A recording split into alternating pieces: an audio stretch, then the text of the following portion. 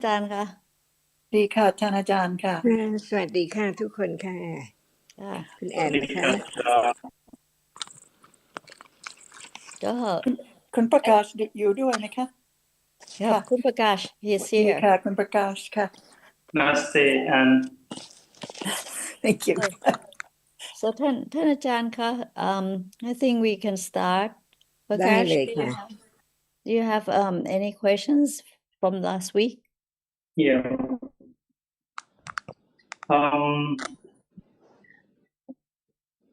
Ajahn, can we understand a little more on seeing? on seeing Yes.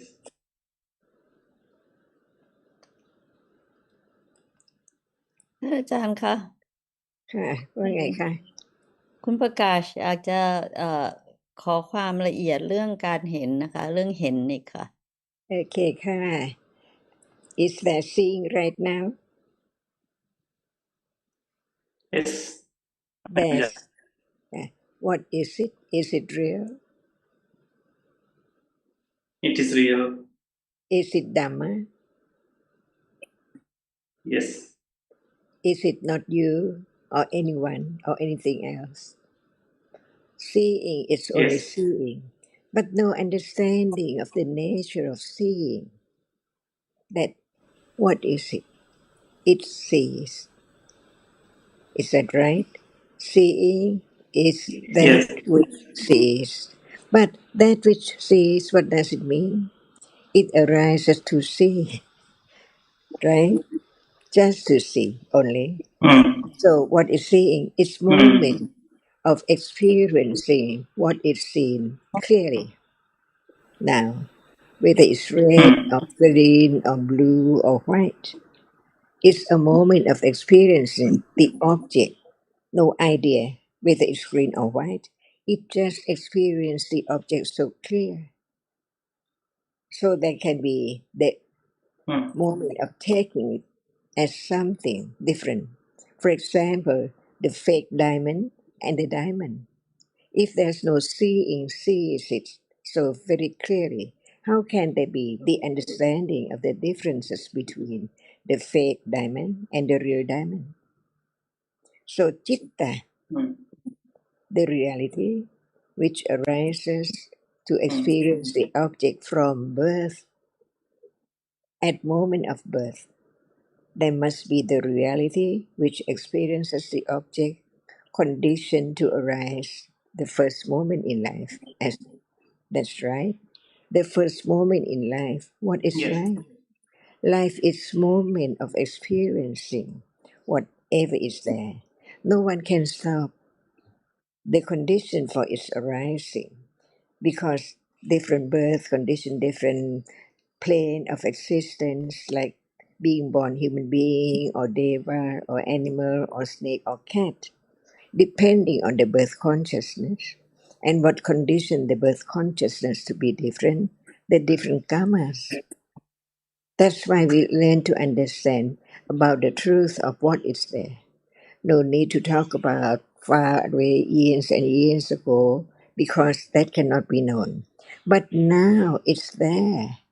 The moment of seeing is there to be known, to consider little by little.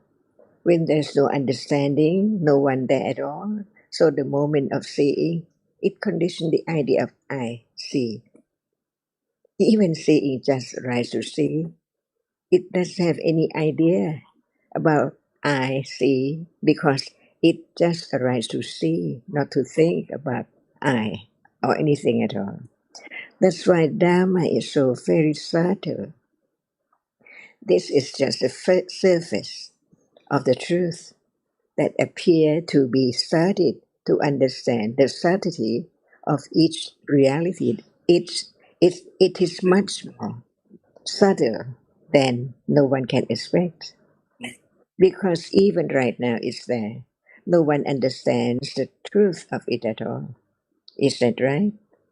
That's why there Yes, Ajahn. was the person who see the truth that it can be realized, develop great patience to develop the understanding of the truth of each reality little by little until the moment of enlightened to the truth of seeing. See, enlightened to the truth of seeing that it is just a reality which arises to see. Is it there now? It's a reality which arises to see. That's all. Before there can be the clear comprehension of the truth and clear realizing the truth, enlightened to the moment when it's no one at all, just that which has no shape, no form, no idea at all, but just arise to see and gone, never to arise again. Who realized this truth? The Buddha, the enlightened one. That's why without his teachings, his sharing, his understanding to the others, it's impossible for anyone to even just think about seeing as what is it? It's not I for sure because it is conditioned to arise and gone instantly. Where's the I? Only ignorance and attachment to that condition the idea of no one else that see because it's seen now, so it's I who sees because of ignorance. That's why understanding the second truth of the Four Noble Truths. Without the conditions to arise, nothing can arise at all. And as soon as whatever arises, it falls away instantly, unknown, until hearing about the truth, begin to consider to be true to the truth, whether it's there right now. Seeing is not hearing, is not thinking. That cannot be all of them in a moment. But each different moment is conditioned to be just one moment at a time, different one at a time by conditions. That's the way to understand a little more about there cannot be anything permanent at all. What is there is so short, so very instant. As soon as it has risen, it's gone. Who knows? Because it's succeeded by the next one so rapidly, no gap in between at all.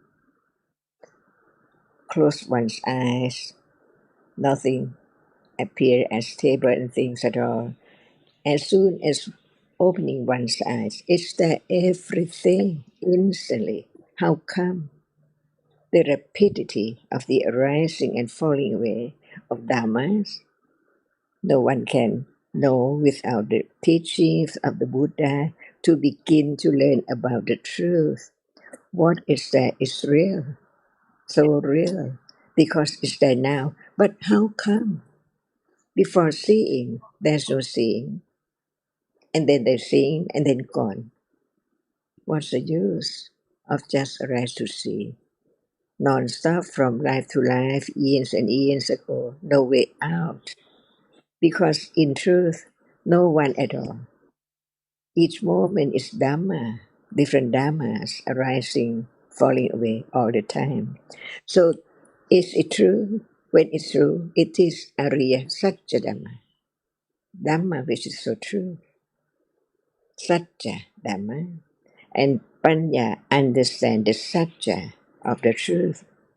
So Panya understand the truth and little by little be Panya Parami, enough to realize the truth.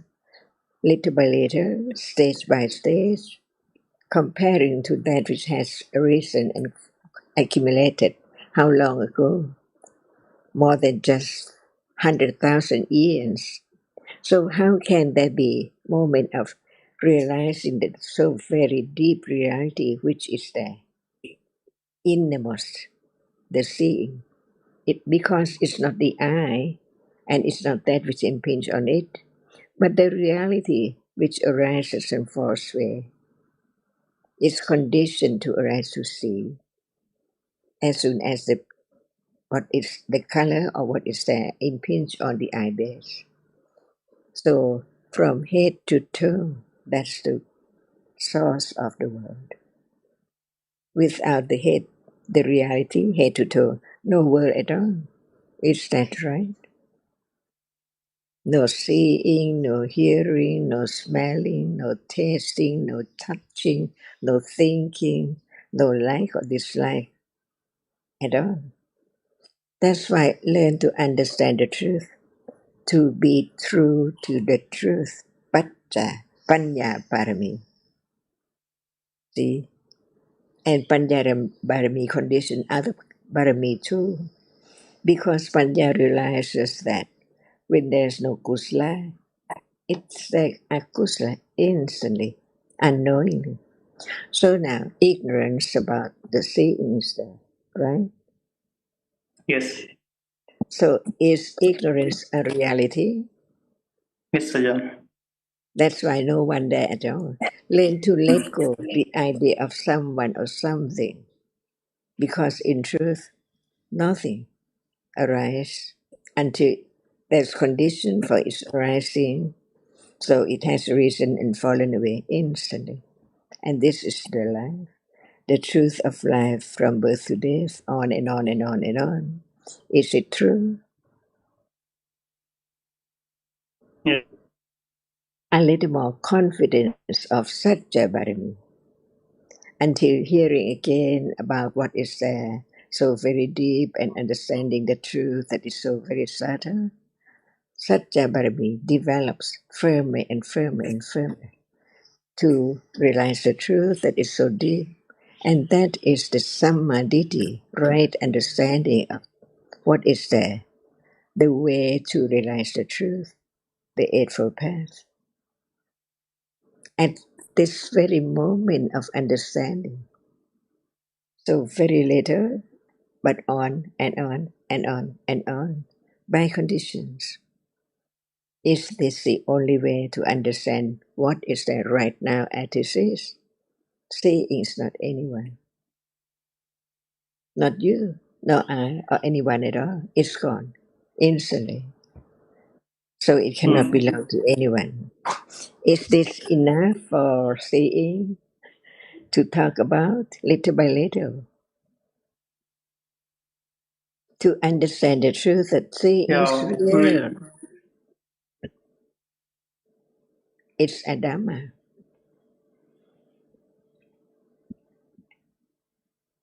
Anama Dhamma.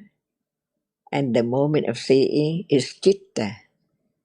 A kind of citta arises to perform the function of seeing.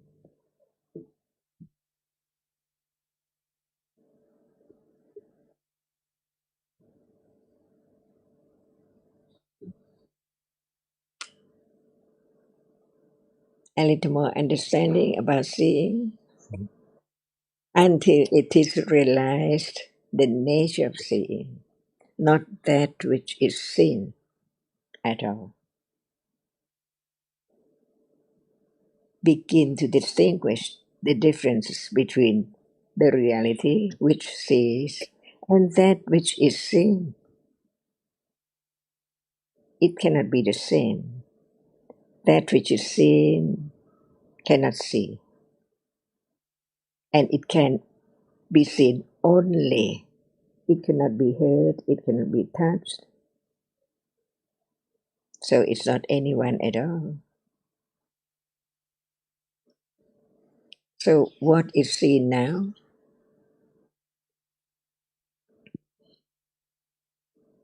seeing is a reality, Ajahn.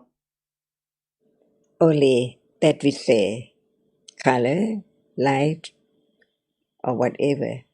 It doesn't matter at all, Frustrated. even no Yes. word at all, or any word in different languages. It's that which is seen, not you, not anything. This is the only way to let go Mm. the atta world, the world of something, from birth to death, on and on and on, to be the world of anatta, not anything at all. Just one reality, arising and falling away, so very rapidly, condition the shape and form to be known as nimitta of that which is known as something, panyati.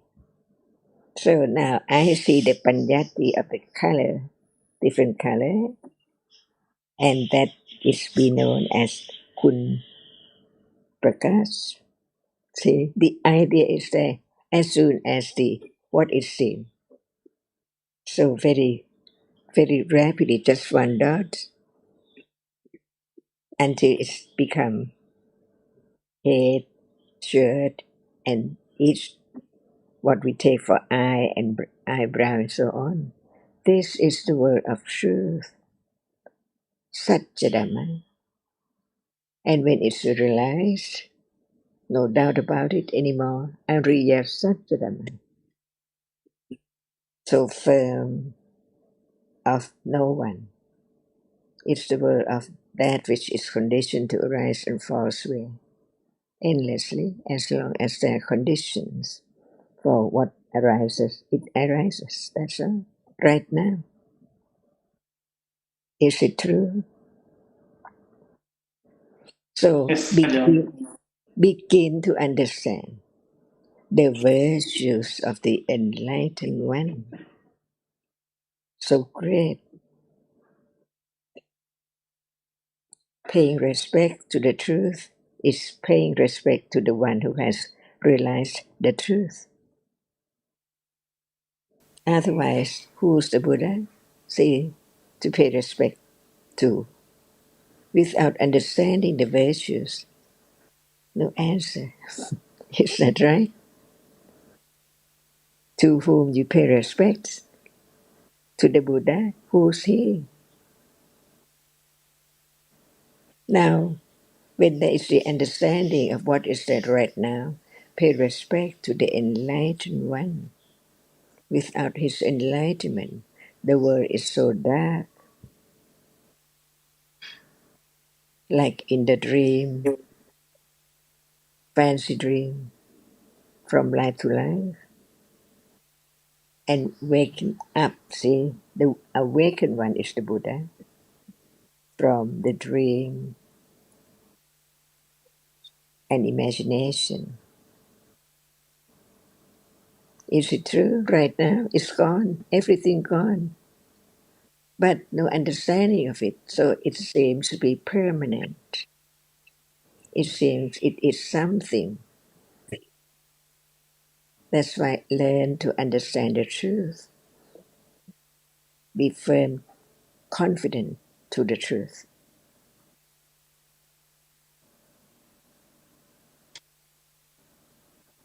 May I ask a question here? Please. Ajahn, yes, I've got two questions. The nimitta, the very rapid arising and falling away of every object, I guess. So let's take the nimitta of seeing. Is that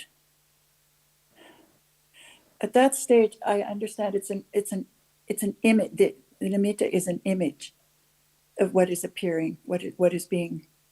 Okay. Of the nimitta, sorry, is the object that is.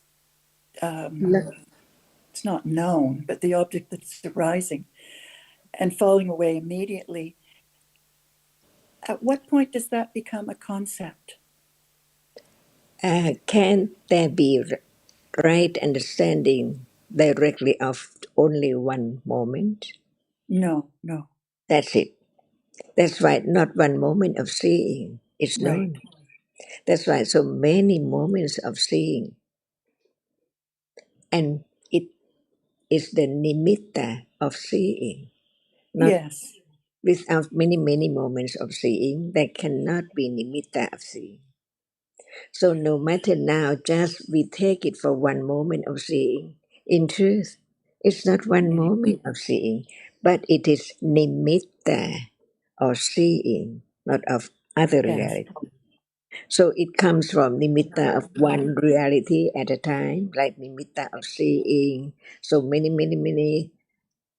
the which is seen at different moment of seeing again and again and again. Yes. Condition the shape and form, mark of that which is Yes. seen.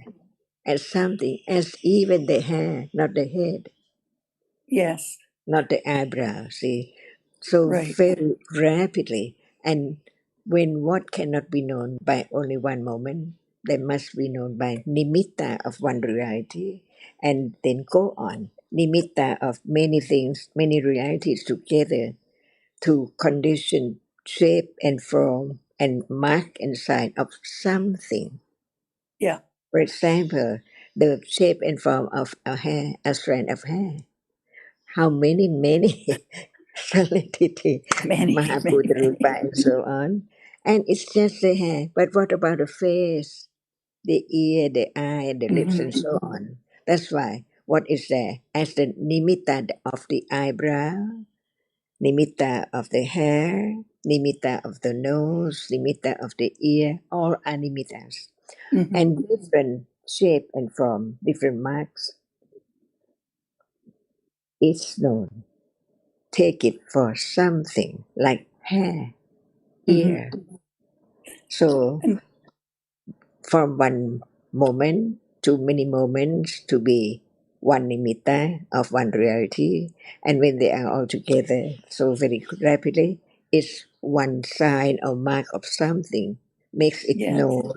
makes it known as a lip or an ear. Right. See, on and on and on. Yes. Uncountable nimittas. That's why just live in the world of Yeah. atta, nimitta from life to life. No way to understand the truth if never hear about the truth of what we are talking about.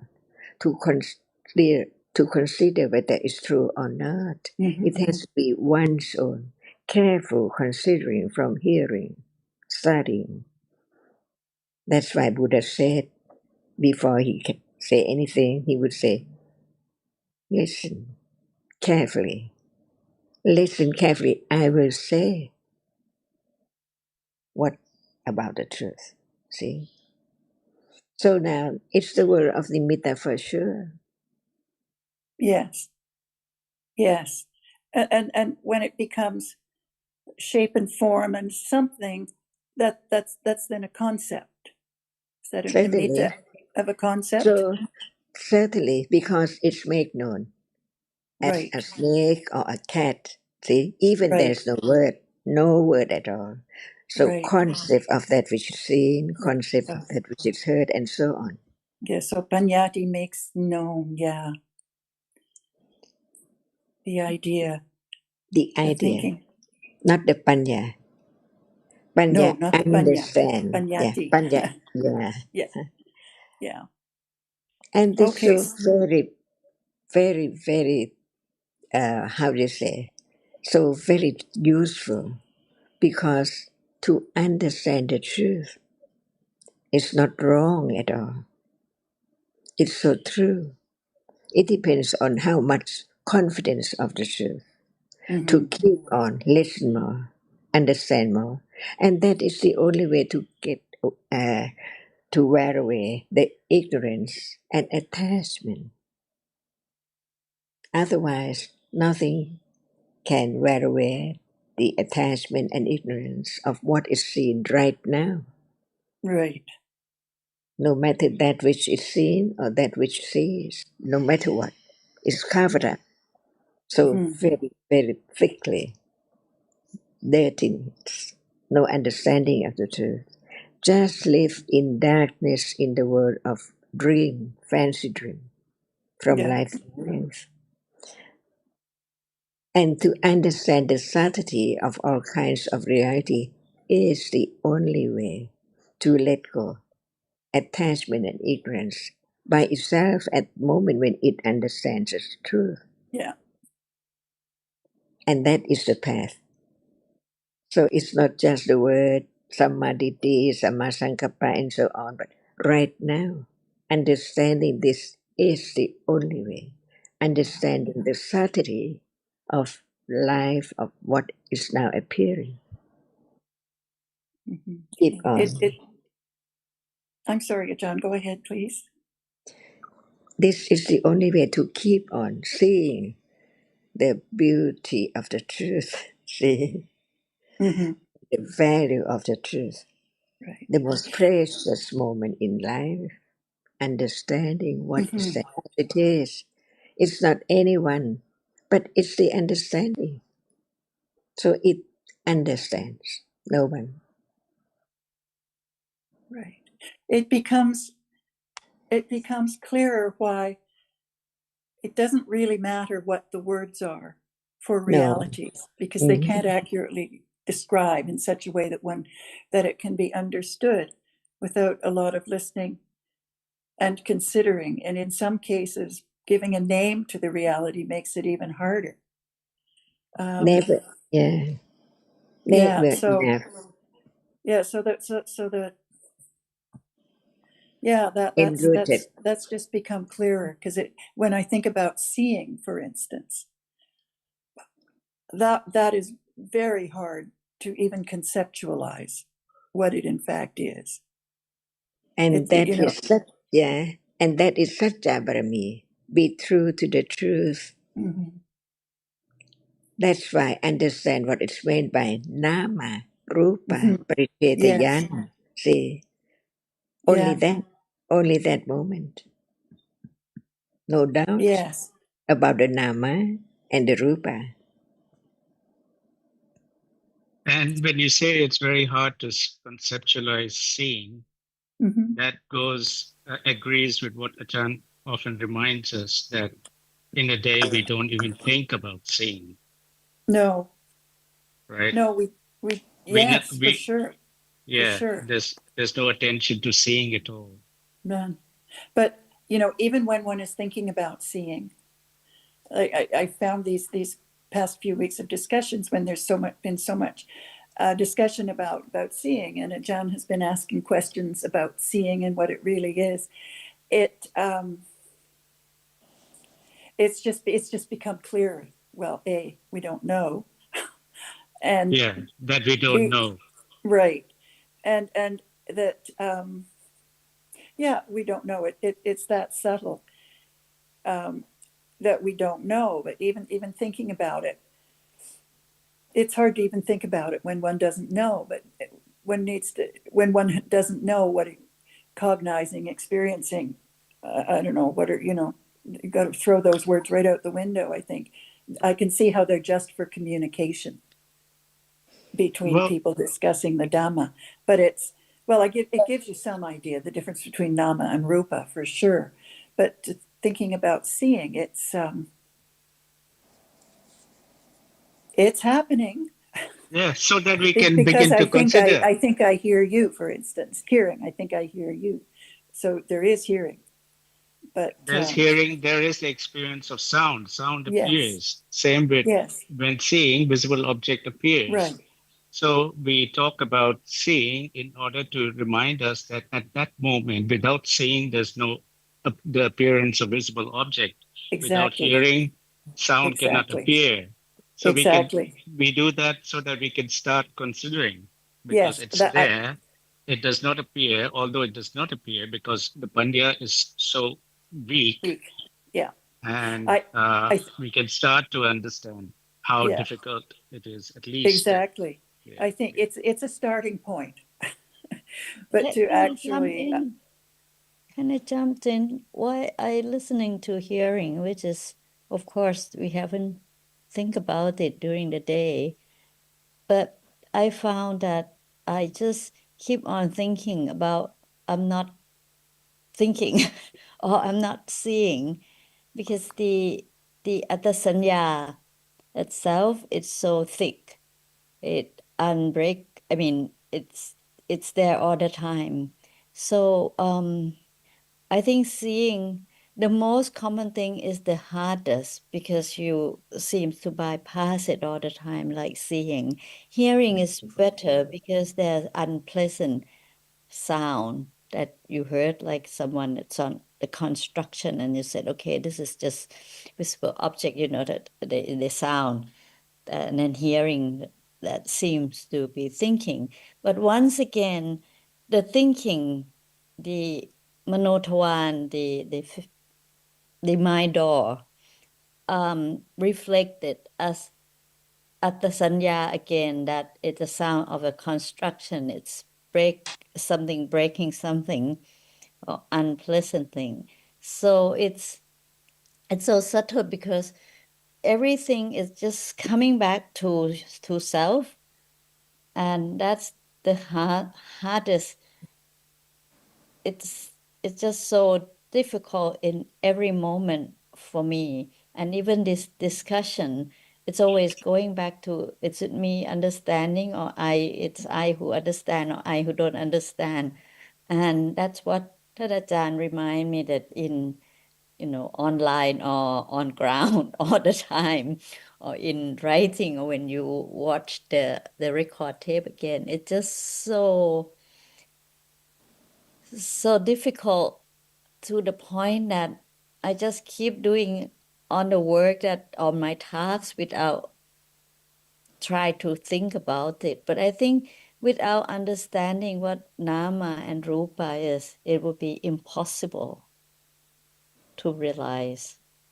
Even though if you realize it once a day, it's a little step, but still significant step, to just even once, let alone, every minute.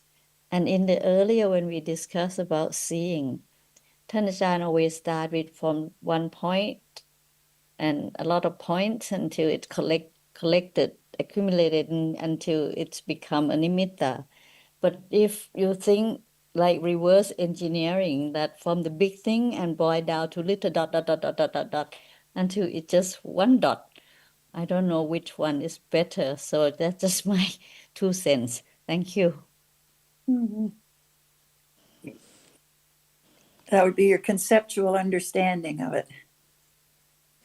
That's why from the very beginning, what is real, what is true, such a to be true to the truth, there is seeing right now, right?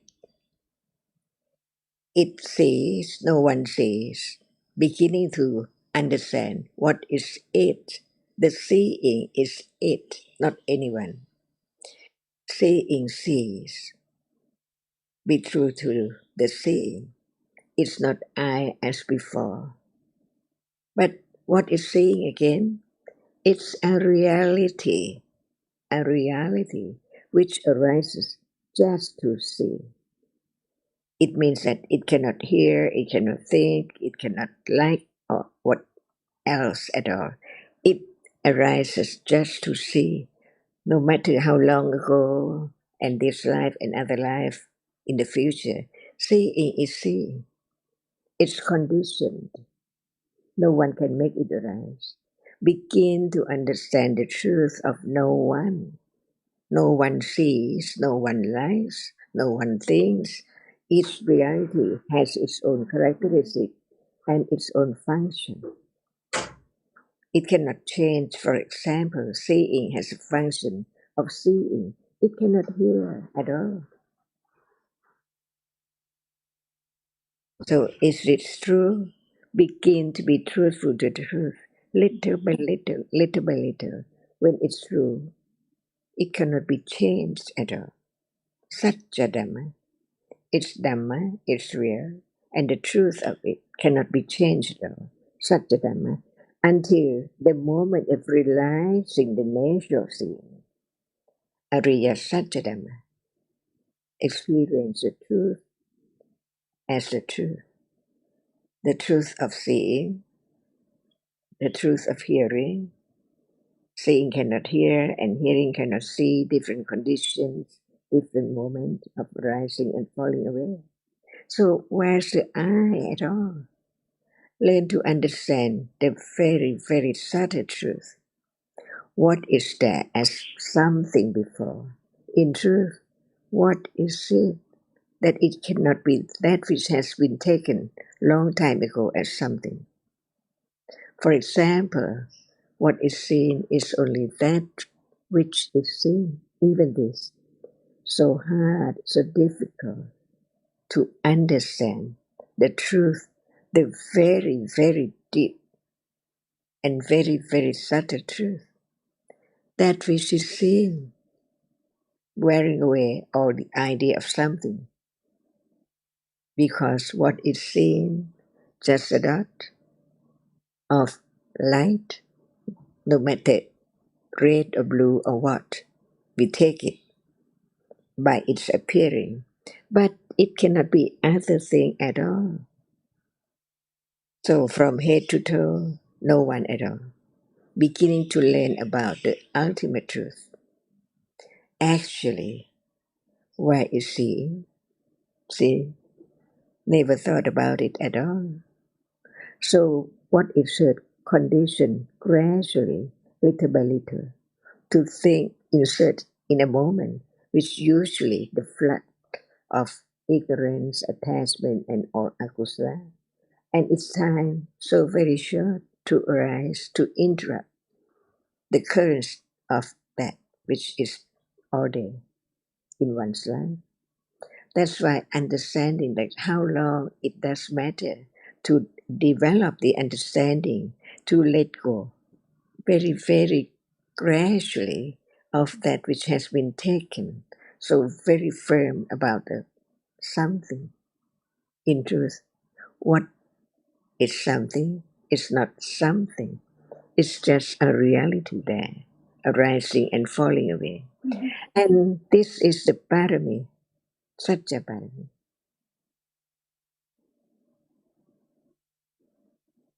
So understand the truth as a truth. Please go on, Queen Anne. I'm just going back to something I thought I heard a minute ago. Did you ask where is seeing? Yeah. Where is seeing? There is no where here. From head to toe. From head to toe again.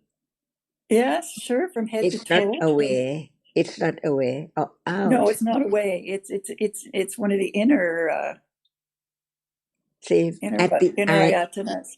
in truth, at the eye base. Yes, But at yes, moment okay. when, but the moment when what appears as it is, no body. But before Right. that, it's And it's there. nowhere. Yeah, Right. but it's here and It's now there. arising It's here at the and now. Here eye and now. sense, Okay. arising at the eye sense, seeing what is Yeah, visible yeah, and gone. yeah, It's yeah. not head to toe. It's not. No, it's not head to toe. It's There's not at other the things knee that are or head to foot. It toe. just arises at I the think that's tiny eye sense, sees what is visible, Right. and then gone. So this is Yeah. the point. I think that expression head to toe is found in the Tripitaka. It's found in the Rohitassa Sutta. It's translated in different ways, but it's referring, sometimes it's translated as this fathom long body, that therein which the world is known. So I think it is a very good translation of that idea of the Pali, which I'm not remembering at the moment.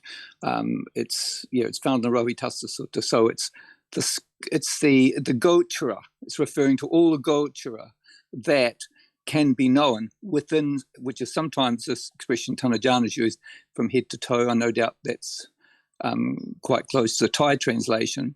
But it means within this fathom-long body, within this 6-foot body, is found all the world, or in the conventional world, you can say. But the Buddha, of course, was referring to the Sankhara Loka, the world beyond, which we normally are very ignorant about. Thank you. So, and it's at the moment of understanding, there's no place, there's no idea of That's location right. where That's it is. right. But Right. head to toe refers to that seeing arises at the eye base, not the ear, not the body sense. Right. And hearing arises at the ear base, and body sense is body sense. Right. And Not the any other other. question was, where does seeing arise? So it's not head to toe, it's just eye sense. It's specific Right. here and now at eye sense. Well, I don't know so much about that. It rises within that field, which the Buddha referred to as this fathom-long body. So with it refers to all the ayatanas. So I don't think we can say that's not so. I don't believe that is to be true. I think it is head to toe. It encompasses all the ayatanas and the realities encompassed therein, not and, but which does encompass all the dhammas that are within that fathom-long body. And sometimes that is referred to as head to toe.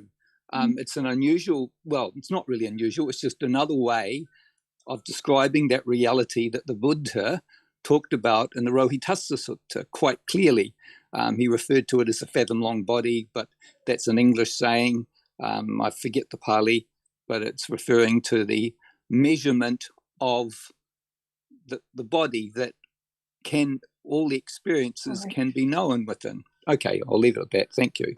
I would think, Sundar, there's, that's reasonable. There's correctness to that. And Sarah's discussion specifically about the seeing is clearly it's the eye base. Yeah, I totally get that. I think we're being a bit semantic here when we don't need to. Well, okay. I was just saying, I thought I heard, I remember hearing it's not head to toe. Well, I'm just saying that that's not the way I read it. And I don't think that's the way it's represented within the Dhamma. I think, as I said, and sometimes I hear what you're saying, but sometimes semantics are useful, and the whole teachings in many ways are based upon semantics. But of course, and I hear what you're saying, we need to get beyond semantics, because that's all we've got. They point to another reality. Semantics point, if we shoot like in Rohitassa, they are pointing to another Dhamma that can be known if there are the accumulations and the right conditions for it to there. But I think we need to be cautious about saying it's just all semantics. I think that's kind of a glib way of overreading the Dhamma in a way. But all aspects of the Dhamma and the way it's described need to be considered very carefully. Mm-hmm. Anyway, I said before I agree. It's glib. we can move on, I think. This is for Tanajan, and I think Sukin as well. When we were talking about anatta last week, I think, Sukin, you were speaking particularly to Prakash, talking about visible, or the object, and let's use seeing again here. What it immediate, I think our attention goes to, with seeing, we see, at this sort of intellectual understanding where we see a picture here, or I'm looking at Sarah and Ajahn on the screen. We know there is seeing because we think we see people. So one goes to the object, but the seeing itself, does that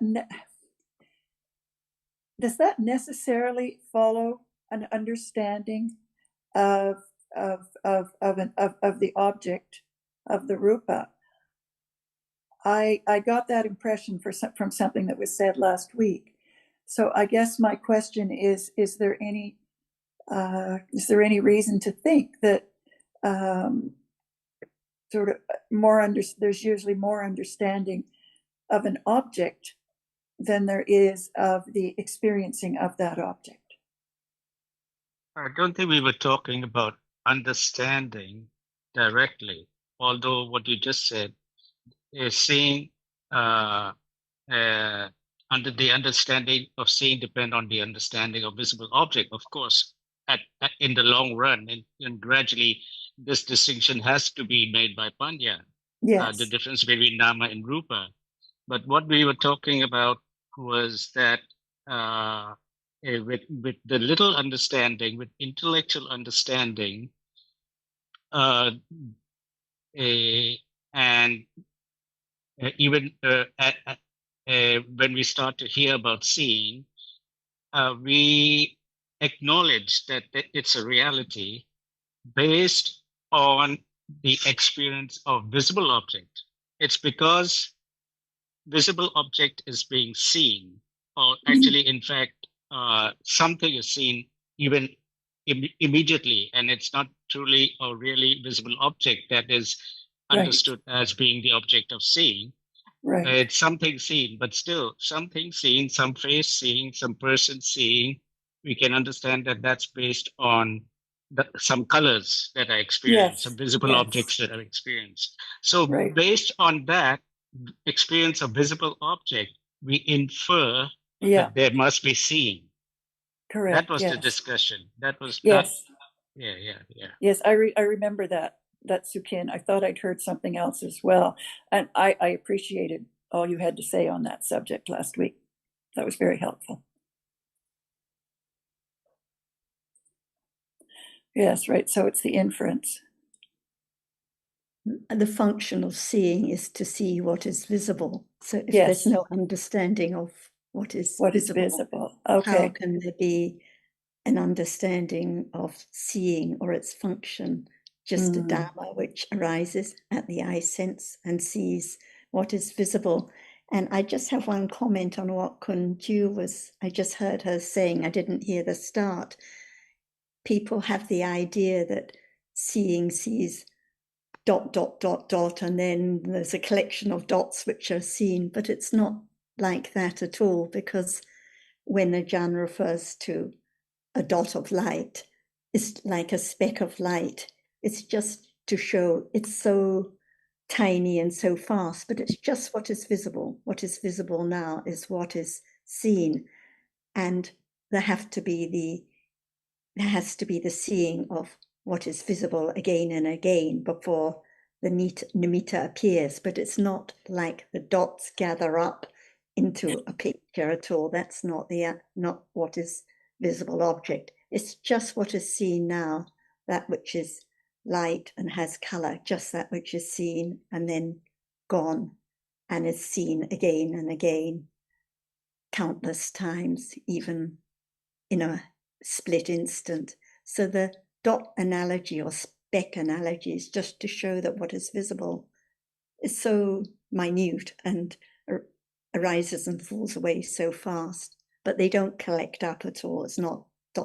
is gathered. Each visible object is just that which is seen again and again. And without any understanding of what is visible right now, then the understanding of seeing, it's bound to be the idea of seeing something without it being clear that it's just what is visible here and now. And it has to be the understanding. It's not I that sees, just that Dhamma which arises at eye sense, which is why Ajahn asked, where is it? It's here and now, arising at eye sense, sees what is visible and gone, not something that is seen. Even when we hear it's a dot, immediately there can be the idea of something or color or light. It can be the idea of something straight away, not the understanding of just what is visible. I was thinking along the same lines, Sarah, and I was thinking that it could sound like the idea of pixels, and which is wrong. And I was thinking, can we put it in different terms? But then I thought that the idea of dot that Achan often reminds us is because a dot is based on seeing, because even sound is momentary, even hardness is momentary, heat is momentary, very short, and not just one moment can be known. It has to be many moments, and it's the nimitta, that's the object that knows hardness as hardness or sound as sound. So in the case of visible object, a dot is just the only way to express how minute it is and how momentary it is. And also, Chakku Pasada is so tiny, so very tiny. So the object that it will experience will also be tiny. That's the inference there. So we can say it's a metaphorical use of that idea of the reality that it experienced. And I don't think it's inappropriate. Yes, of course, you don't see a dot. We all can understand that. But the analogy of a dot is not, as I read it, inappropriate. Thank you. I was thinking, Sarah, about the gathering up. I agree, I don't think it gathers until there is a nimitta, but certainly nimitta is a series of is a result of the rapid arising and falling away of number of moments of seeing. Well, what are we doing? Whatever it is in this instant, let's make an object. Let's make it an object, a visible object. And I guess maybe this is wrong, but I guess an implication one could take with that is if there were only, I don't know how many moments of visible object arising it takes to form a nimitta, a visible object, but we know that it's more than one. I think at least I do conceptually. I may be incorrect. But So, I don't think we can still say gathered up at nimitta. It just means that there has to be the seeing of what is visible, the visible object, right, no matter whether we refer to it as dot or light or anything Right. else, just that which is seen right. again and again before the nimitta Yes. appears. Yeah, okay. It's not Okay. like they're collected up into a whole or something. Just what is visible, the sign of it appears when there has been the seeing of what is visible again and again. Okay. Thank you. And we can use any kind of analogy or way of describing it, but no matter dot or light or color, but the main point is it's just what is seen now. Just Yes, like sound, exactly. it's just what is heard. And whatever words we use, it can be taken as something, or there can be Right. misunderstanding. Yes.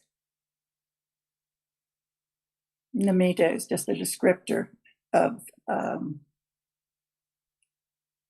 the rapid arising and falling away of any reality and the sign of it, which is it's not a panyati, but it makes known the presence, for instance, of the visible object. Right. The way I put it is because the visible object which is seen arises and Right. falls away so fast, and the countless moments of seeing, like in the fire stick analogy, that's why it is the nimitta, the sign that appears, but it's still the nimitta of visible object, not of a collection of visible objects or gathered up or a group of dots. It's just what is visible. Yeah. Because they've fallen away. Exactly. That analogy of the fire stick, you can maybe use your imagination a little bit and think that if the fire stick was one point, it may not be visible. Let's say it's not dark enough or whatever, it may not be visible. And then when you turn it round fast, this visible object becomes a bit more distinct to be able to see. So that's what nimitta is. It requires many moments to be able to be distinct enough to be known as visible object.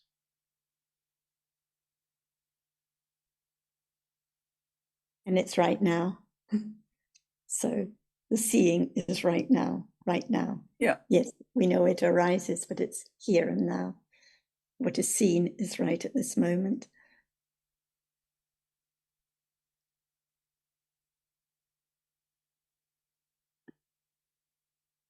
I don't have another question right now, so if anybody else does, please come in. Prakash, Ramesh, it's your day. It's your time. Yes, go Ramesh.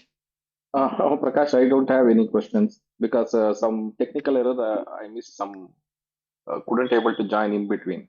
So please, you go ahead. Okay.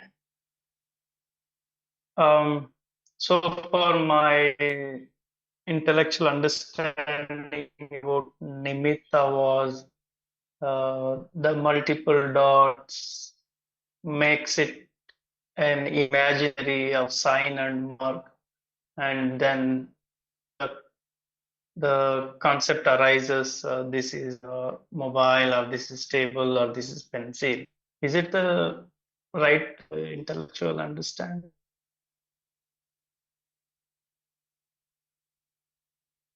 To put it Just now we were we were trying to swerve away from the idea that someone might compare with pixels on a computer screen. And that's not how it is. It depends on what you mean by multiple dots. But because each reality rises and falls away completely. And what multiple actually means is that one follows another very fast. And being very fast, it leaves a shadow. And the shadow would not be distinct if it wasn't because of memory and following chittas that marks that visible object. And I posit that there must be other moments of seeing in between, and different visible object group up together to form a nimitta. But each one is only one at a time. It's not many at once.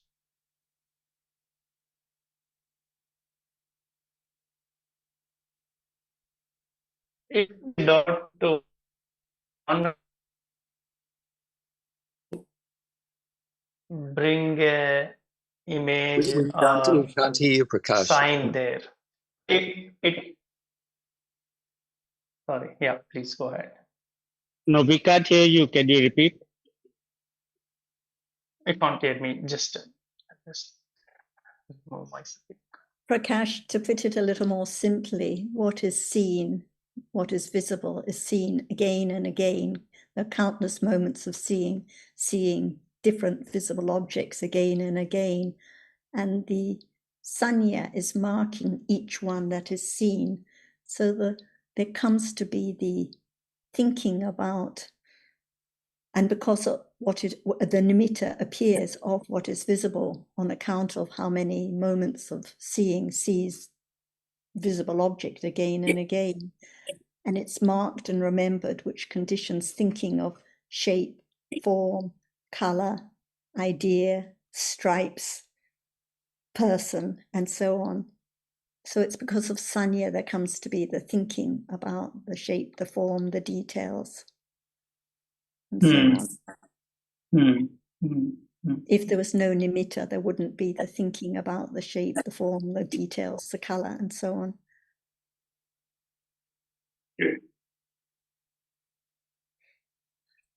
But in reality, even nimitta also does not appear to understand at this point of time, isn't it? The understanding has to develop. Now we're talking intellectually about the nature of what is visible and about how the sign of what is visible is appearing right now. And it depends on the understanding. It has to develop and grow until it directly understands the nimitta of visible object. But it's always the nimitta of the reality which appears and is known. It's not like in the beginning when the panya is strong and direct understanding starts, the object is a nimitta. But when the understanding becomes deeper and deeper, vipassana yana, it's one chitta or cetasika or rupa. It's not like that. It's always a nimitta, which is the object of understanding. But the understanding is deeper and deeper.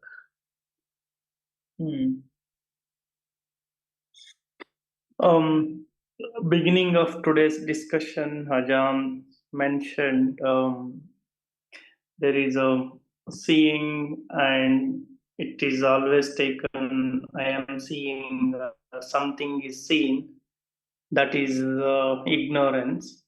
And this is also a reality, understanding this as a reality. This is Arya Tacha, Ajahn said. Is it the right understanding? Knowing that it is something is seen, somebody is seen, taking personally is an ignorance. And that is the understanding, and that is Arya Sacha, isn't it? I mean, it starts intellectually. Ajahn often reminds us about 3 rounds of understanding the Four Noble Truths. So intellectual study is the first.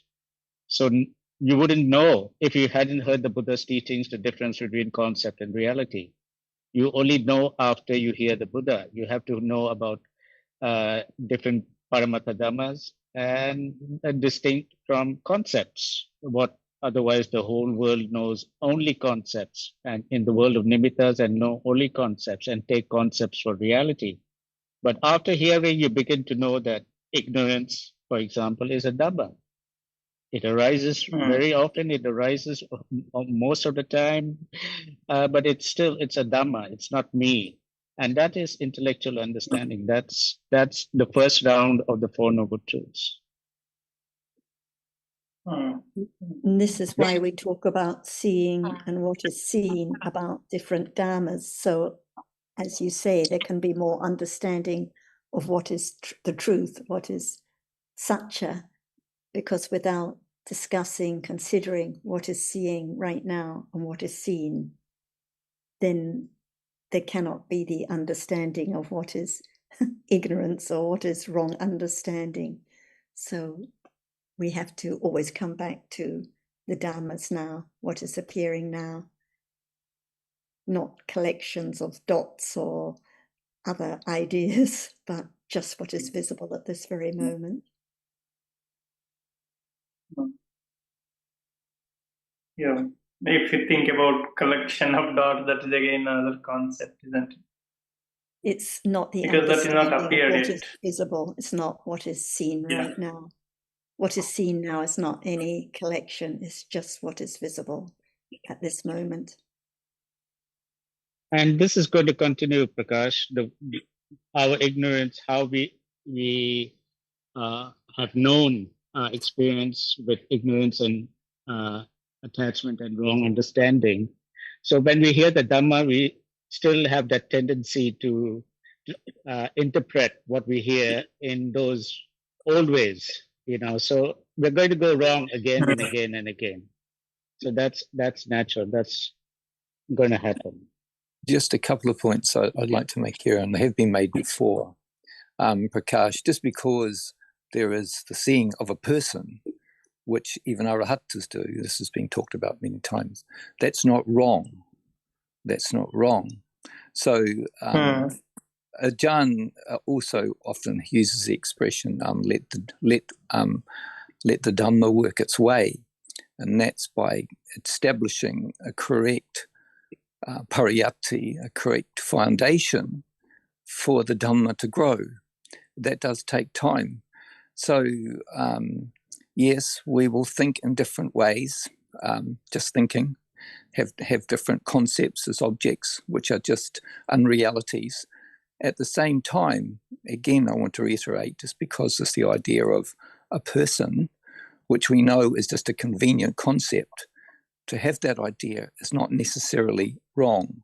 So there are all these different variables that need, I feel, that to be appreciated so that the Dhamma can develop naturally in its own way.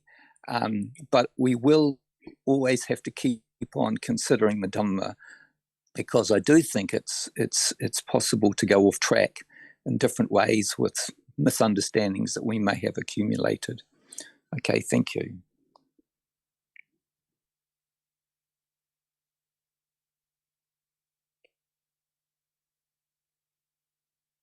So, in daily life, seeing is happening and there is a hearing happening, and different sense bases are impinging their own object.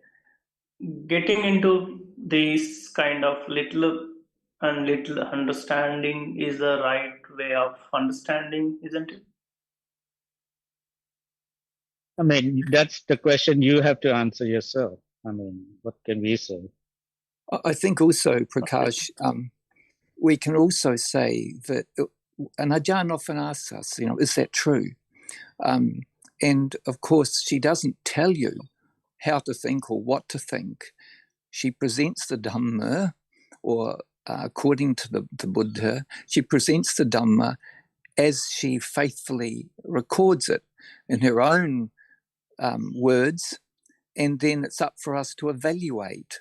So we should always keep on considering very carefully what we hear from anybody, so that, and the Buddha, of course, And the Buddha himself, of course, encouraged this. He said, even if a monk 10, 20, 30, 40 years has been a bhikkhu, a maha, get the other word there, but a long ordained monk, you should eyeball the teachings, consider the teachings carefully. Is that in accordance with what this bhikkhu or this particular person is saying? Is it in accordance with the Dhamma? We need to do that continually so that we're not just saying, oh, well, and even the Buddha said this, just because I say so, that is no criteria for you to believe so. So you should consider carefully what is being said. Is it in accordance with Dhamma? Thank you.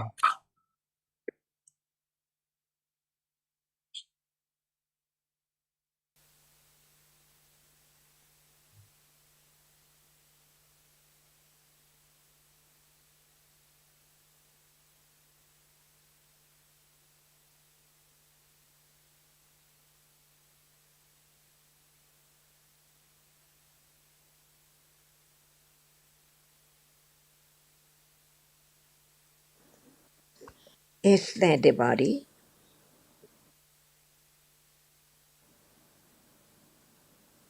Well, Sorry, we Ajahn, I could not get the question, Ajahn.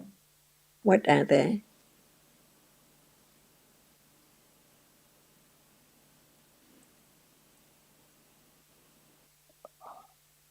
There is a body, but what are there at a body or in a body? It doesn't matter. There is different dhatus. What dhatu and what is dhatu? It's not just the word. Yeah, at What is times it? there is a hardness, there is a cold, there is a movement, sometimes pressure. At the body, Yes, Ajahn. isn't it? Okay. Whereas the eye, Yeah, there is no high there. and what is seen, where is it?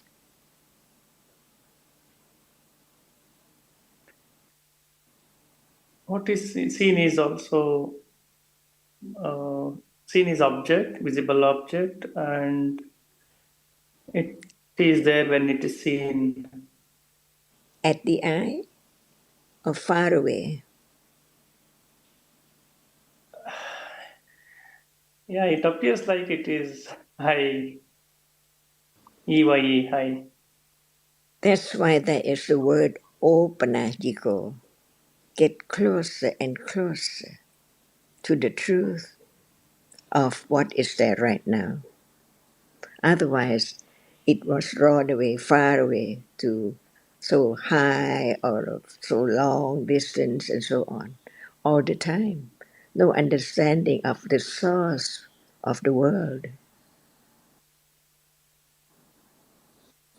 So seeing sees at the eye base, isn't it? Not far away at all. But what is seen is so far, right? Think about the Hmm. sky, the moon, and the hat or something like that. But in truth, we have to come back to understand the truth of each reality. It cannot be taken for anything at all because it's so very short, very rapidly arising and falling away. Just one reality cannot be known at all. It's so fast. For example, moment of seeing. What is seen cannot be taken for anything at all. Even if they last longer than one moment of citta. But it cannot be something or anyone at all. That's why learn to understand the ultimate of anatta, no one and no thing at all. It's just a reality, conditioned to arise and instantly falling away. So how can just only one be known? So many jittas before seeing and after seeing. Those jittas are not known as one by one. But the seeing now, before one seeing and the other seeing again, there must be many chittas in between, unknown. That's why we are in darkness, no understanding of the truth at all, just dreaming, thinking about what is heard.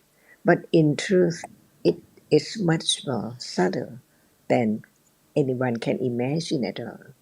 That's why learn to understand the truth, that in order to understand the seeing, not that which is seen, there must be the understanding of the truth of what is seen, not a chair, not a flower, just only that which impinges on the iris, which can be seen.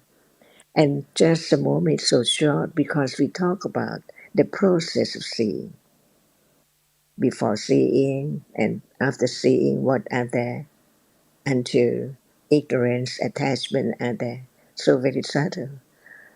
All dhammas are so very subtle. In order to really understand the truth, to let go the very, very thick, dark, and so dirty of ignorance and attachment to that which has gone, never to arise again at all, from moment to moment. We have to consider to be truthful to the truth. What is there now is so real. But its reality is not known, that it's just conditioned to arise, to see and gone. No one there at all. That's why learn to understand the very subtle truth that is so very, very short. Your expectation is a right, not just listen. Yes, Ajahn. And that is such a Dhamma, isn't it? The truth of it is that it's so short, beyond expectation, until it appears as it is. That's why it conforms with the word. What appears does not appear well. How can it appear well to ignorance and attachment while it's not there at all?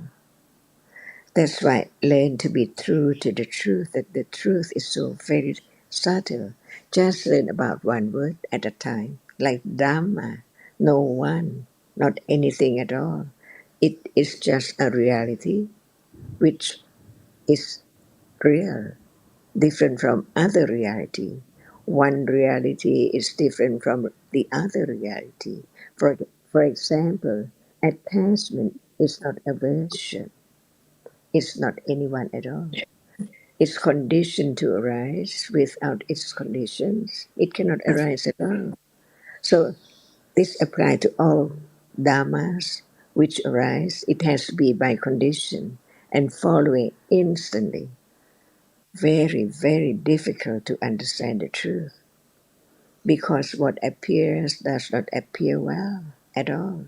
It appears as something, the sign, the mark of that which keeps on arising and falling away, never to arise again, each moment.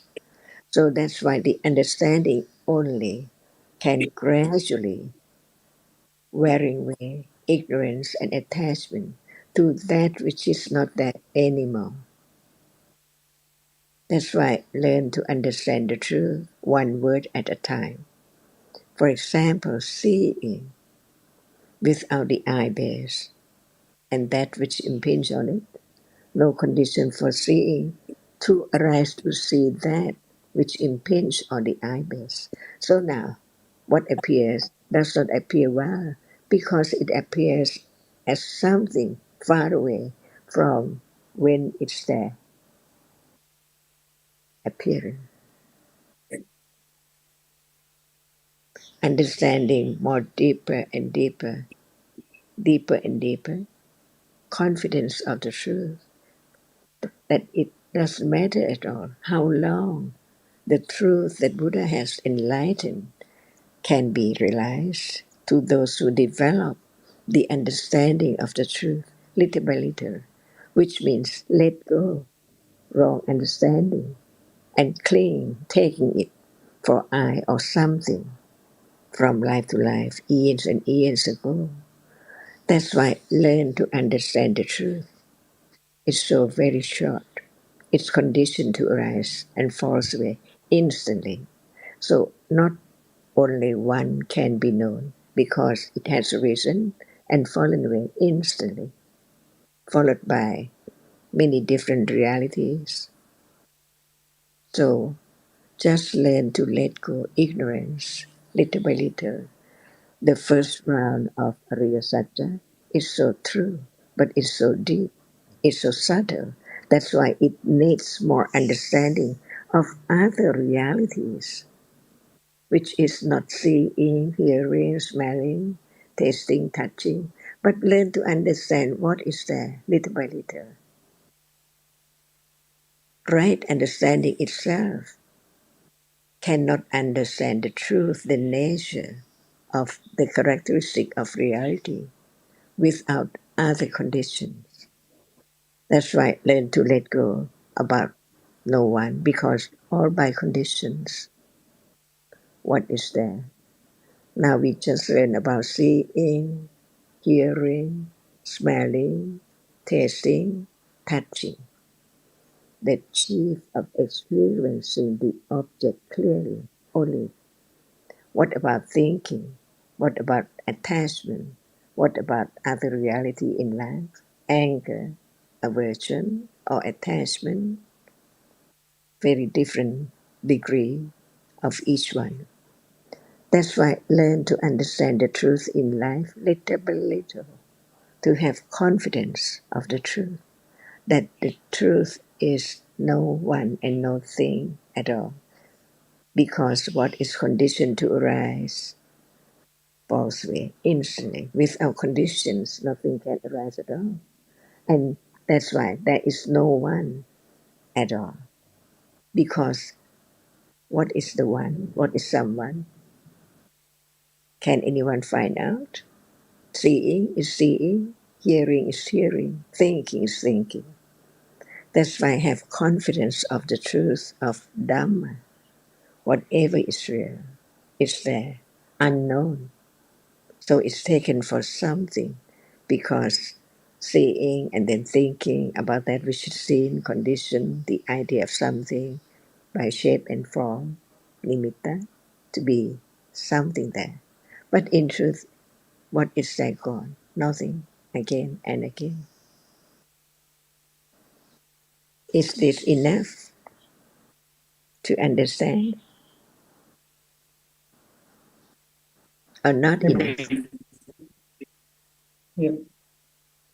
As long as there's no clear understanding of what is there as a reality, there must be the idea of something accumulated so long, long time ago.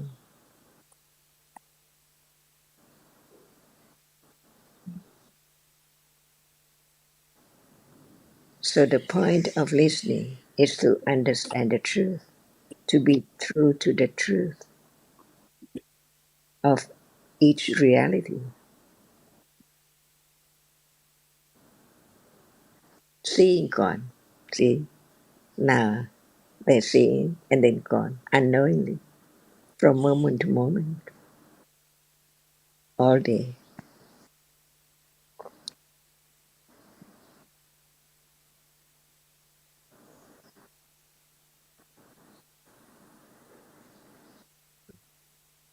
That's why we learn about different kinds of the reality which arises to experience the object. The chief of experiencing, citta, it's not the other reality at all.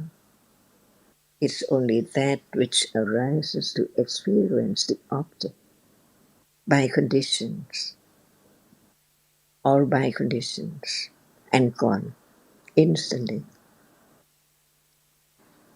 So this moment no one sees at all.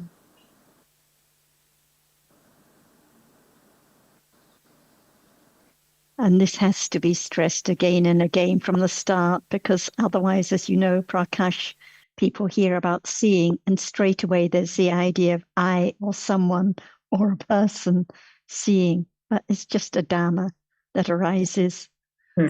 when the object is impinged on the eye sense. It arises at that eye sense, sees what is visible and is gone. And as soon as there's the idea of what is seen as something, or even shape, form, even different colors, then it's not the understanding of just that which is seen at all. And the other day you were asking more about Chaitana and Chaitana at the moment of seeing. And we were stressing that it's just result chitta. There's no will or intention for any kusala or akusala. It just coordinates. It just wills to coordinate, or there is just the intention to coordinate. That's all at that moment. Just result. No one doing anything at all. So the point of learning about these different dhammas is just to understand more and more about how life just consists of these dhammas. No one to be found, no thing to be found at all.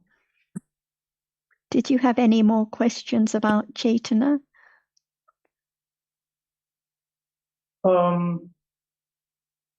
Yeah, I actually had wrong understanding about Chetana, thinking that Chetana is the one will or intention. It is always there.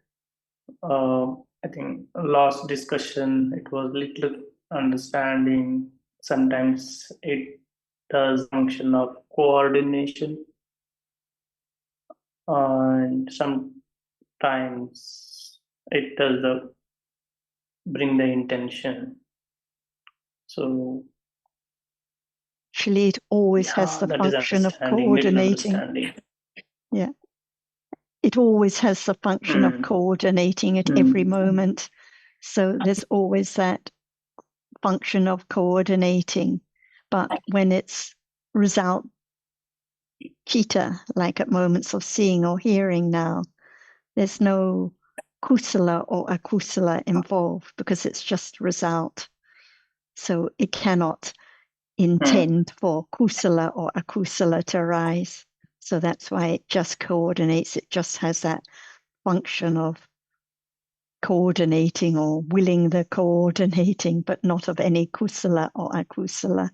So even at moments of kusala, like now, moments of kindness or understanding, the Chaitana is still coordinating, but it's also willing the kindness or the understanding to arise, willing the kusala.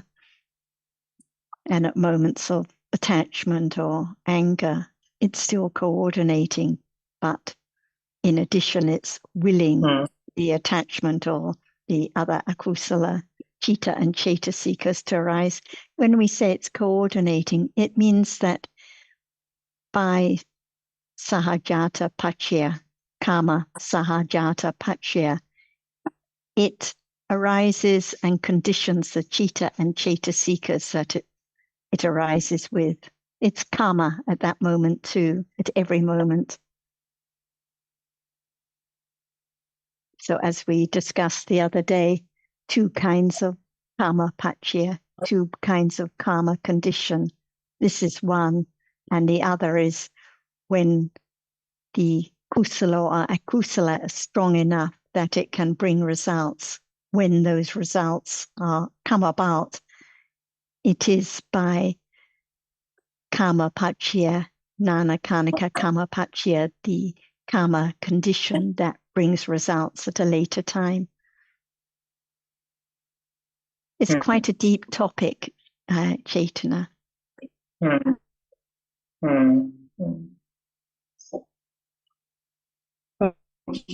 But the main point is it's every moment, it's now. Yes. Yeah, in every conversation, this condition or pachaya comes. Can we understand it a bit on these conditions or pachaya? So there are many different conditions. And I didn't hear you, Prakash. I'm sorry. I think he was asking about pachaya, different conditions. Is that correct, Prakash? Yeah, correct. Yes. So karma is one condition which everyone is familiar with, but usually without any understanding, because people think of the weather or being sick as a result of karma. They think of situations, but we find it's very specific to particular dharmas.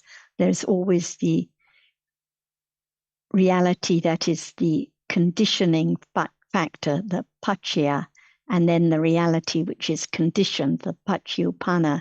So in the case of karma paccaya that has brought results, the paccaya is karma, cetana, and the conditioned factor is either the other dharmas that arise together with that cetana, or when we talk about the second kind of karma paccaya, the results like the seeing now, the hearing now, birth consciousness, and so on, which arise at a later time.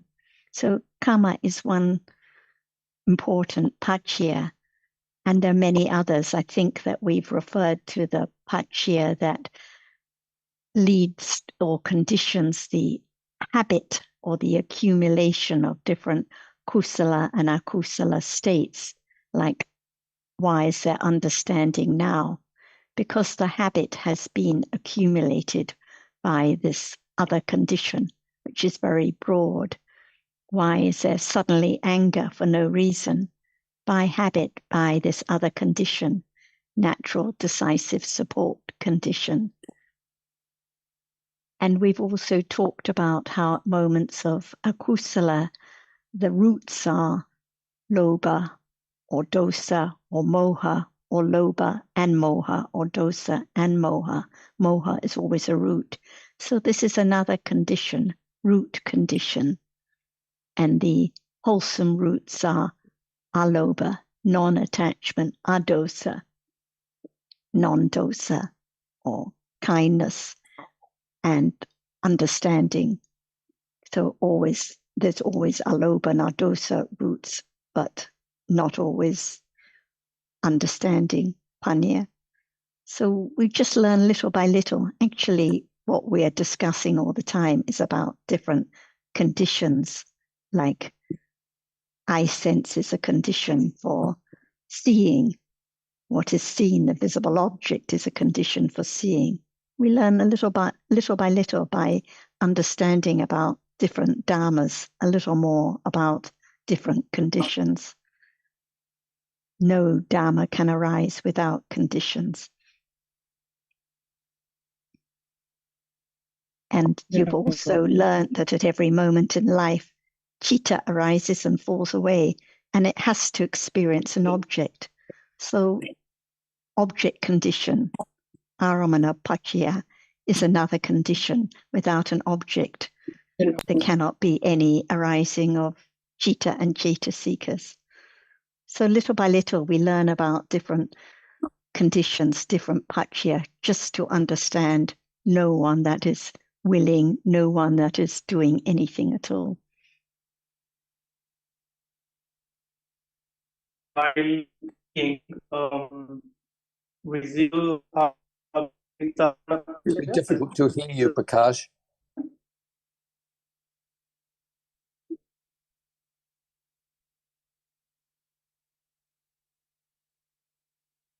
We can't hear you, Prakash. Okay. Just while seeing visible object is the harambana paccaya. So visible object is aramana paccaya for seeing. In other words, when seeing arises, it has to see what is visible. So the visible object is the aramana, the object of seeing. It's aramana paccaya. It actually just means that it's the object that is seen, the object that is experienced when it arises. And it means that chittas cannot arise without an object.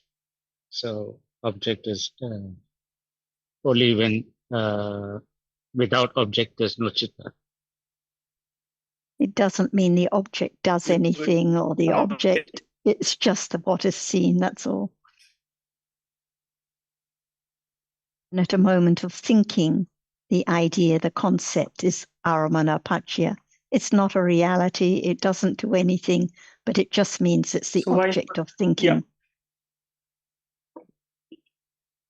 You probably know, Prakash, too, the word aramana means that which we delight in. So it's from the Buddha's perspective, from the Dhamma, it's not something that should be delighted in, but normally it is. However, with understanding, that doesn't mean to say we should stop liking it. That would be not the right path, but it can be a condition to help us to understand that these dhammas rise by conditions, and our attachment is usually part of the equation. There is another condition when there is attachment, normally attachment, that rises with the object that's seen, and precipitates usually, and will be conditioned for more attachment later on by way of that condition that Sarah mentioned a moment ago, natural decisive support condition, which, as she said, is a very broad condition. Okay, thank you. Sundara, I'm wondering whether, I don't know, Pali, of course, and maybe you're correct, but I'm wondering whether the meaning of aramana has to do more with just the fact that it's something that is being experienced rather than being delighted in. It comes from the verb ramati, which means to delight in. So it's just another aspect of Dhamma that, yes, it does relate to the word object, but all these Pali words, when they're considered carefully and looked at, they will have a root meaning. I think it comes from the root ram, which means to delight. I'm trying to give you some because obviously arahat does not delight in any object. No, that's a completely different arahat. That's a completely different word. Aramana is relates to the word object, but it does at its heart mean that which we delight in, coming from the verb ramati, to delight in. I can send you, anyway, I can perhaps make a post with regards to that, to the root of that word. Okay. Thanks. And it would make sense too, in a way, because attachment by way of karmasava is always oozing out. There is it's the second noble truth, although it's not called, it's called, dukkha. You've got obviously dukkha, you've got the arising of dukkha samudaya, which relates to tanha, although it doesn't say tanha. So it's just, it doesn't even say, it just says, like the second noble truth is the dukkha samudaya, which means the arising of dukkha, and that arising is caused by trishna or tanha, and because attachment or karmasava is so prevalent, it would seem to indicate to me anyway that that object is often the desired object. And that's why we were talking the other day about ittha ramana and anittha ramana. Ittha ramana means the desired object. We're always looking for a desired object, and that is, of course, a condition for more attachment and more difficulty and more sorrow in life.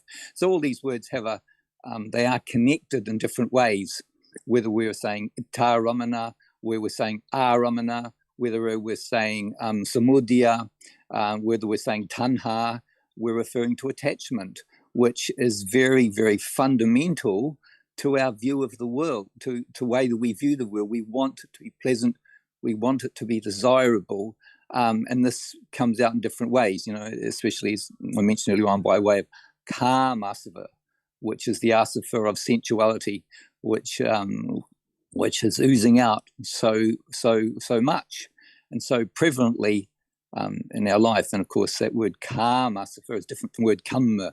It's karmasava, which relates to our English word carnality. The relating to sensuality, relating to the attachment to sensual objects that is happening very regularly. Okay, thank you. I mean, see, I can understand from the standpoint of karma. Karma is both the attachment and the object. That is the object of that attachment. So karma refers to the object of the senses and the concepts based on those objects. So that's karma. Karma means the object and the attachment that is attached to the object. That is okay, that I understand. But aramana, because we know that nibbana is also the aramana of Lokuttara. And how can you say that nibbana is something that is to be delighted in? Well, that's a good point, but I would say it should be delighted in when nibbana is the object. And but that's what it does mean. Ramati, that which is delighted in. That's the verb, ramati. But anyway, I'll send out a post to it later on, and I can perhaps text one to you, because I don't know if you look at the Dhamma DSGSG very often, but I can send on a link to you. Okay. Thanks.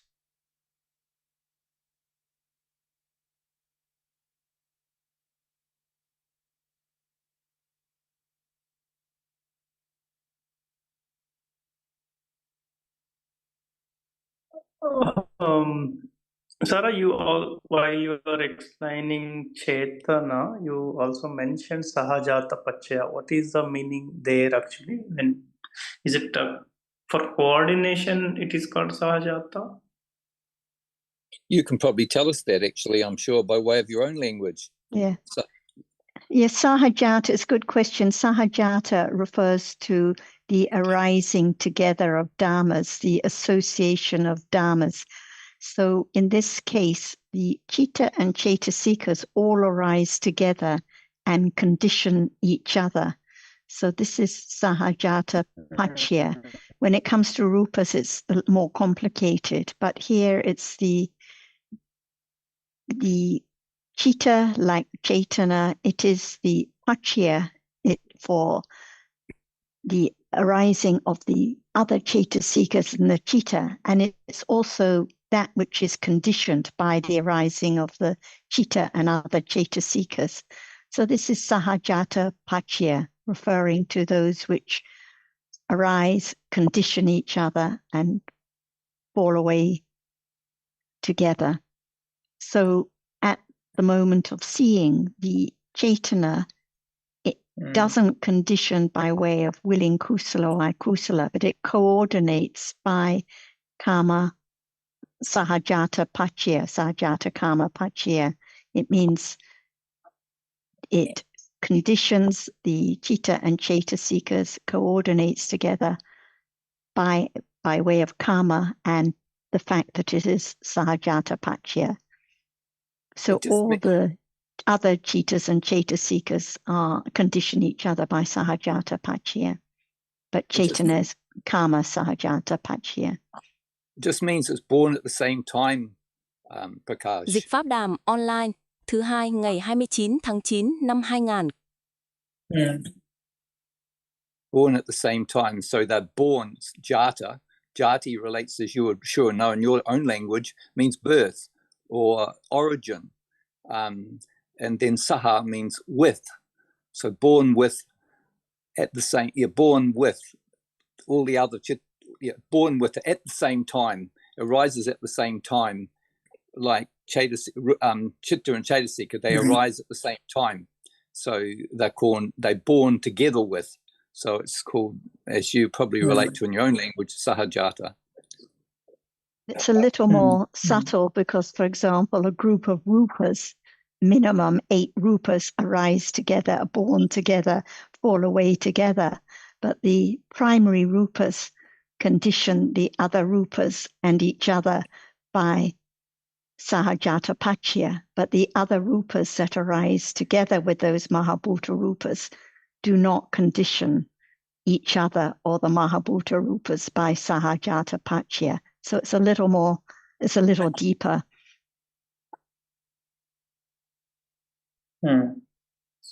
Okay. Basically, they arise together. That is called sari. Yes, they arise together, they fall away together, but it depends whether they have the conditioning power or not. So the Mahabhuta Rupas do, but not the other Rupas which are dependent on them. But in the case of Chitta and Cetasikas, they all have the conditioning power to condition each other. So another condition to consider.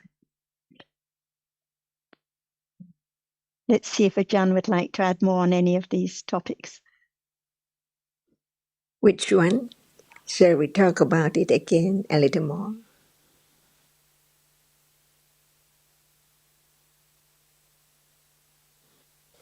I think, Ajahn, we can talk about little more again on seeing.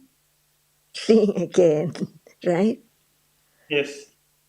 Seeing says what? Seeing sees the visible object.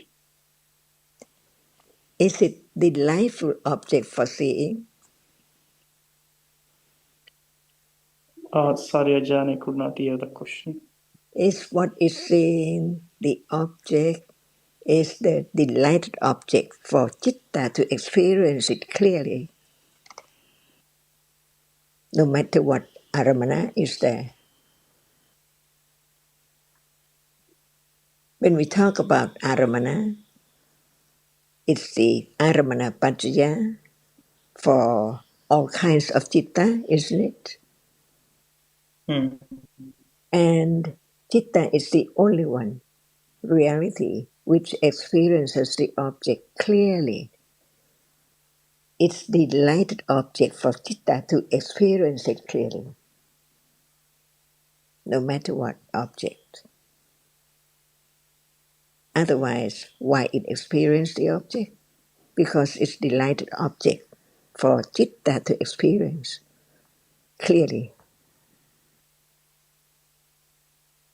A little more clearer about the meaning in Pali of the term Ramana. It's pleasant to experience no matter what, because it arises to experience the object. So the object only is the delighted object for citta to arise to experience it. Because citta does not form any other function at all, just to arise to experience the object. Why? Because the object, no matter what object, is delightful or delighted object for citta, so it experiences only that. It doesn't matter whether we understand the meaning of it or not, but the truth is that citta arises anytime, anywhere to experience the object. Why it experiences the object? The object is the delightful or the delighted object for citta to experience it. So, Thanachan, here you mean that, for example, visible object is the object of seeing and can only Right. be the object of seeing, not of Any hearing, because object, seeing and delights in visible object, hearing any does not object. delight in visible object. Can we say any object is the delightful or delighted object for citta to experience it the way it arises to experience the delighted object for it? Delight, but is it any, That can we say, particular e- object, particular chitta have particular even object? Is that it's unpleasant, even it's ugly, but no matter. But its function is to try to experience that which is delightful for it to experience only for citta.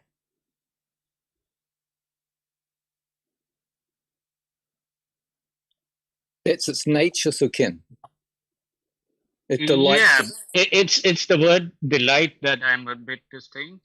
I think that maybe Achan means in Thai when she uses she means พอใจใช่ไหมครับท่านอาจารย์ no matter what, you like it or not, when it experiences that object, it means that it is delightful to experience that, or the object is delightful for it to experience,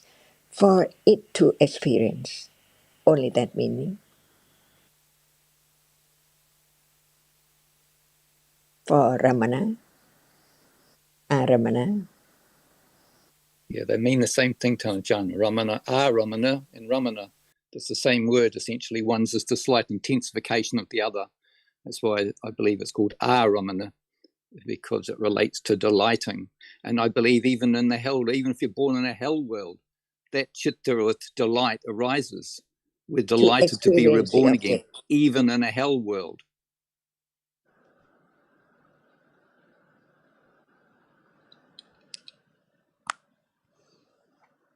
Otherwise, Citta does not experience it.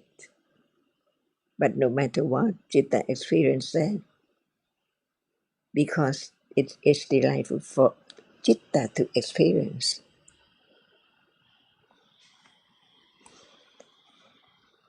A little more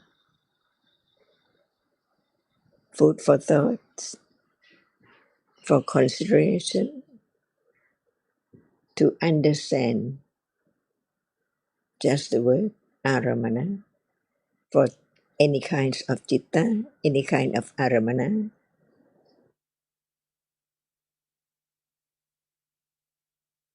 I think it was Sundar who said it's the nature of citta to experience an object, delight.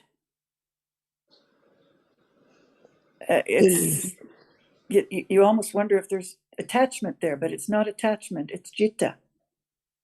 It's wanting it. Any type of object. It's the word delightful, I think, that's got us delighted. That's got us. Well, a little confused. Well, potentially. However, it's just the nature of the object, or really the nature of citta is to delight in any object. That's in why any object. Yeah, it's the nature of citta to be happy or glad, if you like, or delight. It doesn't really matter. Ramati, the verb ramati means to delight in.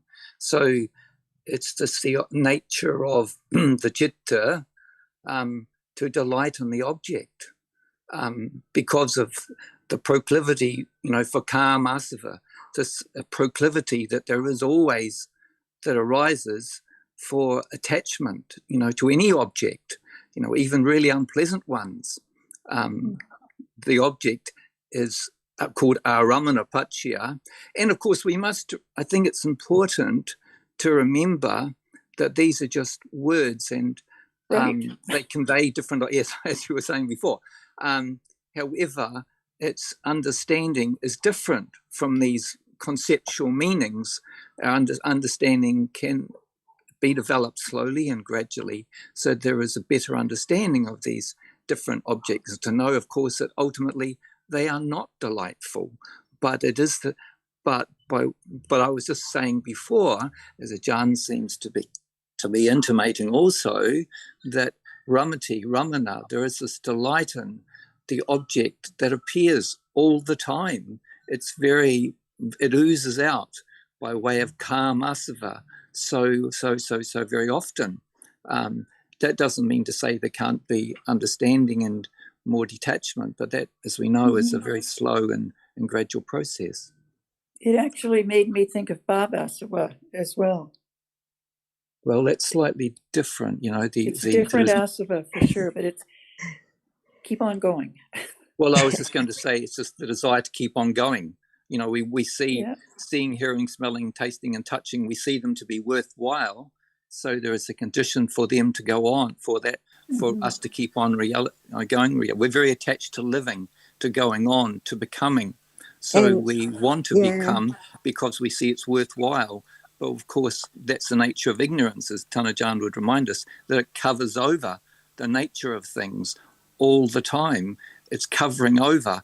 So there's little or no conditions for panya. So that's one of the last ones and to go, because even I believe the anagami, there is still bhavasava, there is still that asava that sees desirableness of becoming yet again. So I think that the meaning of delight or delightful, by way we are talking about, is not the way we understand the meaning as delight before, but it's the citta. That citta doesn't do any function at all, just straight to experience the object. So we can say in slang or in some way to say that it's a delighted object for citta. That's all. But it doesn't mean experience it delightfully or anything at all. That makes it a little clearer when Tanachan you refer to function. I was thinking earlier that so apart from aramana being necessary for chitta, without it there's no experience. There's the aspect of chitta also needs to delight in the aramana. Then when you said it's the function of chitta, that actually makes it a little clearer. It's the function of the chitta to experience that object. It's just that it is. I think that can that is coming from the standpoint of chitta experiencing the object, and not just that the object being necessary condition for the chitta. It's the function to experience clearly. Is that it, Tanacha? That's right. No matter what we heard about the citta and the object and so on, it means that citta experience only aramana object. No matter we use the term ramana as delight, but its function, no other function. We can say it enjoy, but it does not mean that what we say for enjoyment, but it's the way it arises just to only to experience the object. So that object is what we say ramana for citta. So back to Prakash's question. So Prakash, as you know, the visible object must have impinged on eye sense in order for seeing to arise, to experience it, that visible object. It can't experience sound or any other object. And unless the visible object has already arisen and the eye sense has already arisen, there cannot be any seeing. So this is what it means by aramana. It just has to be that particular one that the seeing sees, not any other one, no matter what word we use. And at that moment when seeing arises, it sees what is visible exactly as it is. This is what is meant by clearly. What is seen is so clear, even if it's seeing in the dark. What is seen, the dark object, no color, no light, it's still seen exactly as it is. So the seeing arises dependent on the visible object and the eye sense, and sees what is visible just as it is by conditions, by the fact that the eye sense has arisen, the visible object has arisen, past karma conditions that seeing to experience a pleasant or unpleasant object at that moment. And then it's gone. Just a Dhamma, not my seeing or anyone else's seeing.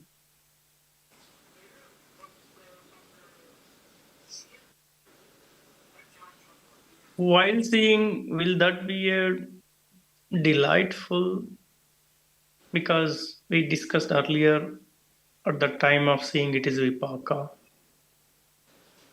Yes, so it's a result of kusala or akusala. So it's not kusala or akusala itself. It's just the result of kusala or akusala karma. So it arises with neutral feeling, as you know, experience what is visible and is gone. So no matter how we describe what is seen, whether we're just looking at the definition of aramana, but it just arises, sees its object, and is gone instantly. And the object, it depends on the past karma as to whether it sees a pleasant or unpleasant object, that's all. Like now, who can say whether seeing sees a pleasant or unpleasant object? No one knows, and it's gone in a flash. Chủ It's đề mà tôi muốn nói unimportant. hôm nay.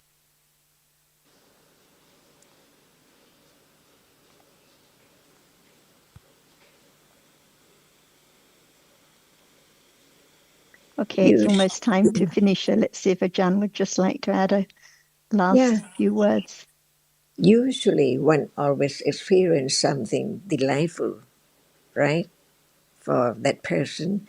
So for citta, it has to experience that object. It has to. But in another sense, can we say the object which is usually experienced is delightful object. So the citta arises to experience its delightful object, but it does mean that with delight or not. It just arises to experience only that. So we can say, or we simply say, or we understand the meaning of it, that it arises just to experience an object. That's all. Never be changed.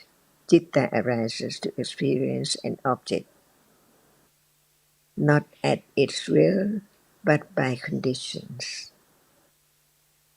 See, just to explain or try to help to understand citta, that no matter what object is experienced, citta experiences had to delightful or not. It has to be the particular object, not any other object, just that object.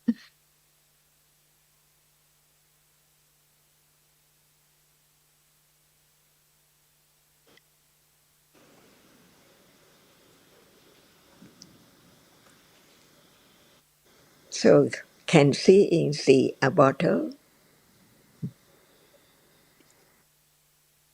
not its object.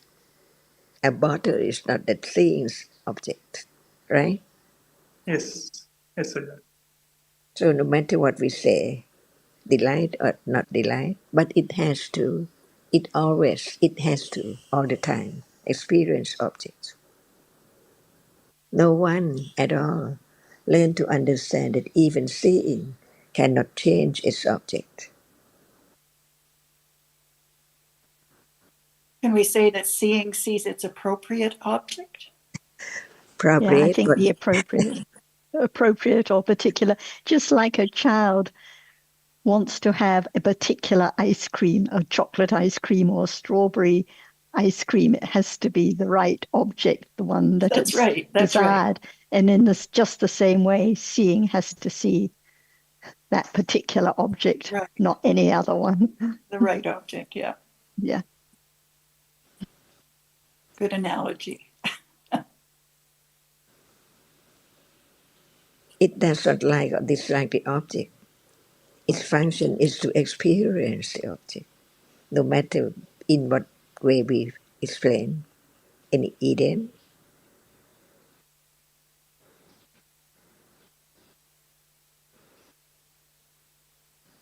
So seeing is not anyone. That's the point.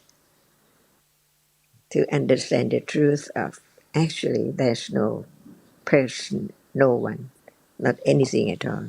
Only that which is the object of different cittas.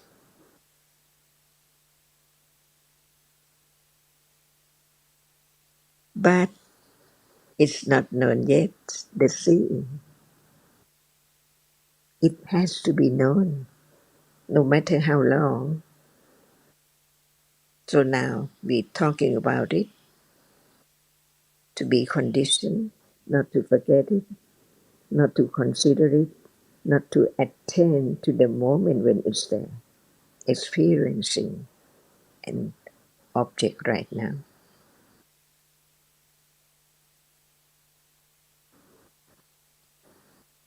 And this is studying Dhamma. What is there right now?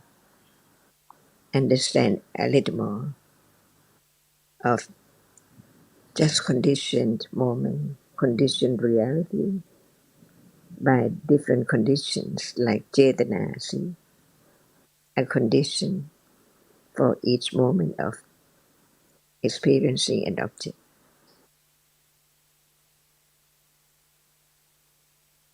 And it's time now. สวัสดีค่ะ Yep, everyone. finish. Sawadee ka. Thank you.